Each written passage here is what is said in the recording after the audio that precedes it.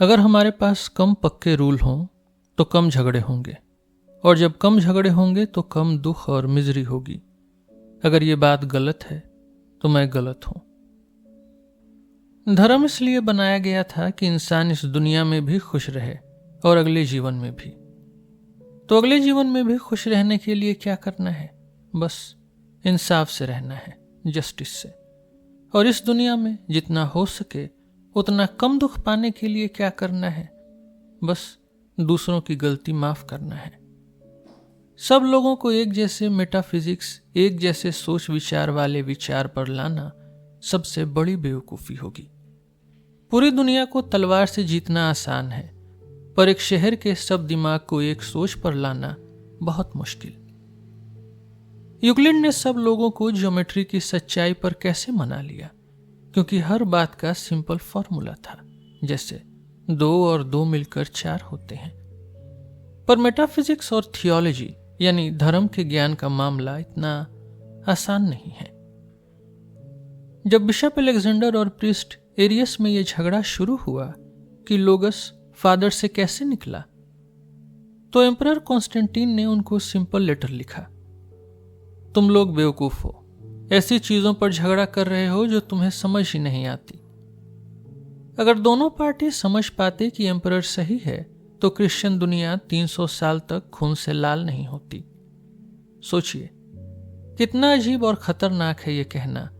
दोस्तों, सिर्फ वफादार नागरिक, अच्छे बच्चे, प्यारे पिता, इंसाफ पसंद पड़ोसी बन जाना, हर अच्छी आदत रखना, दोस्ती निभाना, एहसान फरामोशी से बचना और आराम से क्राइस्ट की इबादत करना काफी नहीं है। तुम्हें यह भी पता होना चाहिए कि कैसे एक चीज हमेशा से बनी हुई है और होम्यूजन और हिपोस्टेसिस में फर्क क्या है, वरना हम तुम्हें जलाकर मार देंगे और अगले जीवन में भी अजाब देंगे। अगर ये बात आर्किमिडीज, पोसाइडनस, वेरो, कैटो या सिसेरो से कही जाती तो वो क्या कहते? कॉन्स्टेंटीन अपनी बात पर नहीं टिक पाए कि दोनों पार्टी को चुप करवा दे। वो चाहते तो दोनों लीडर को बुलाकर पूछ सकते थे, तुम्हारे पास क्या सबूत है कि तुम दुनिया को परेशान करो?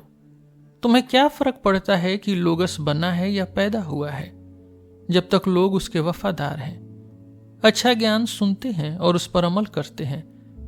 मैंने अपनी जिंदगी में बहुत गलत काम किए हैं, तुमने भी किए हैं। मैं भी लालची हूं, तुम भी हो। एम्पायर के लिए मुझे बहुत चालाकी और जुल्म करना पड़ता है।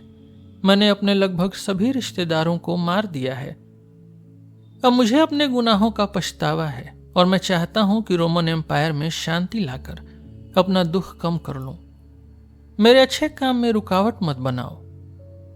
मेरी मदद करो ताकि मैं अपनी जिंदगी आराम से गुजार सकूं। हो सकता है उसका किसी पर असर न पड़ता, या हो सकता है सब उसे उसकी चमकीली पोशाक और हीरो के ताज में देखकर खुश हो जाते कि वो खुद इस मीटिंग का हेड है। लेकिन इसी से दरअसल वो सारे झगड़े शुरू हुए जो एशिया से निकलकर वेस्ट में आ गए। हर एक विवादित, हर एक डिस्प्यूटेड धर्म श्लोक से एक नई बहस और तलवार निकली, जिसने लोगों को पागलपन और बेरहमी की तरफ धकेल दिया। बाहर से आने वाले होन्स, गोथ्स और वेंडल्स ने उतना नुकसान नहीं किया जितना इन बेकार के झगड़ों ने किया। असल में इन लुटेरों का सबसे बड़ा नुकसान यही था कि वो भी इन झगड़ों में शामिल हो गए।